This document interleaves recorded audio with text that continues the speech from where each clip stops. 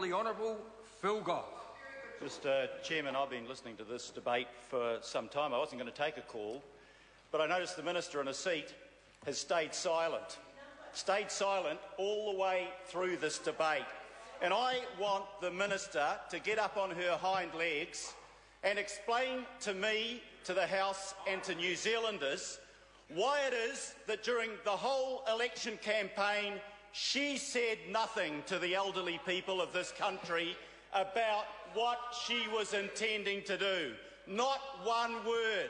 No wonder this government is sneaking this bill through under urgency, because they wouldn't have the guts to stand up and tell the people who appeared before the Select Committee why they were doing this. They wouldn't have the intestinal fortitude, if you prefer those words, Mr. Chairman, to say to the people of New Zealand, we've snuck this in, we didn't tell you about it. You know, I heard the Prime Minister during the campaign say the grand words, you judge a society not on how it treats its wealthiest and strongest citizens, but its most vulnerable. What weasel words they turned out to be.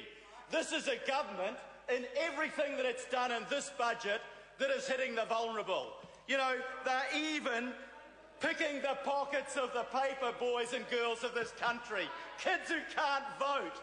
They're taking a tiny amount of money in fiscal terms, but a lot of money in terms of what those kids get. They're picking on the people who send their kids to public schools. Isn't it ironic that we have a government whose leaders send their kids to private schools that advertise the fact that they've got lower class sizes, telling the parents who send their kids to public schools that class sizes don't matter? You know, that's double standards. There's a word you can't use in the House, but everybody in this country knows what I'm talking about. And now they're doing it to the elderly. It's a miserable amount of money, $4.5 million. But what does it tell to the elderly people of this country? The people that have worked all of their lives, that have built up some sort of asset. They're not wealthy people. Probably the only thing they've got is a home and a few possessions. And they're telling those people that in the twilight years of their life, they will have to spend those assets rather than die with the dignity of knowing that there is something they can pass on to their kids. And I've got to say, Mr. Chairman, that that's pretty pathetic. So I say to the Minister, get up on your feet, explain to the country why you're doing this, tell the country why you never gave any warning that that's what a national government, the re-election of a national government might mean. You know, we said during the campaign that there was a secret agenda, and no secret agenda. We're up front, we're nice, we smile, we talk optimistically, and then they come in straight after the election, the first budget.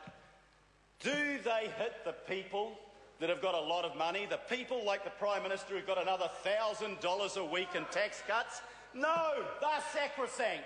The wealthy and the powerful will be looked after by the national government. But this bill is a further example of how a national government picks on the most vulnerable. Yes, the people that you're affecting, Minister, will be dead by the time of the next election. You won't suffer any political consequences. But what is the Minister doing, Mr. Chairman? I know you, Mr. Chairman, wouldn't consider an underhand thing like this. The government is picking on the people who are vulnerable, the people who have least to give, and the people that can't hurt them politically. And that is, to use the term of my colleague Annette King, a despicable act by this government. Picking on the people. At one end, the paper boys and girls that get about $2 an hour, and at the other end, the people in the twilight years of their lives.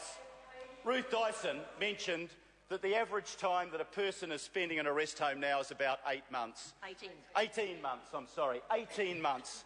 The last 18 months of their lives. And this government is taking advantage of their vulnerability by sneaking in a measure that they hadn't warned the public about. They never had the intestinal fortitude to tell the public what they were going to do before the election, and they don't even have the courage to stand up in this House and defend the measure that they're pushing through. Why can't this go to a select committee? There is no reason for urgency in this matter. I call the honourable member